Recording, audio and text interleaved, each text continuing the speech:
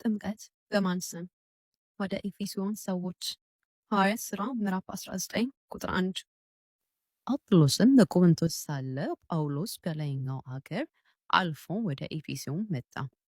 አንዳንድ ደቀ መዛሙርትንም አገኘ። ባመናችሁ ጊዜ መንፈስ ቅዱስን ተቀበላችሁን? አላቸው። እነሱም አልተቀበልንም፣ መንፈስ ቅዱስ እንዳለስ እንኳን አልሰማንም አሉት። እንኪያስ በምን ተጠመቃችሁ? አላቸው።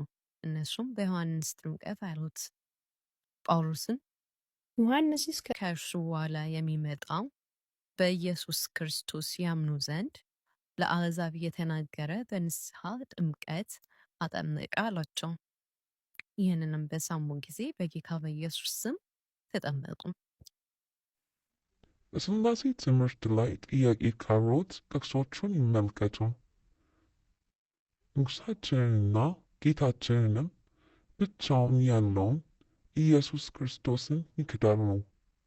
የይሁዳ መልእክት ምዕራፍ 1 ከቁጥር 4 እስራኤል ስማ፣ አምላካችን እግዚአብሔር አንድ እግዚአብሔር ነው።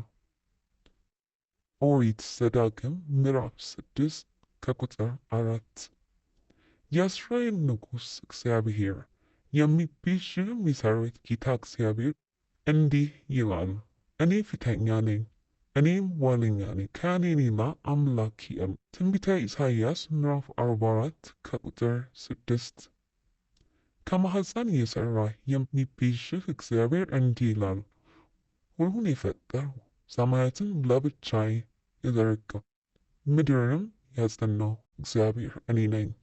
ከኔ ጋር ማን ነበር?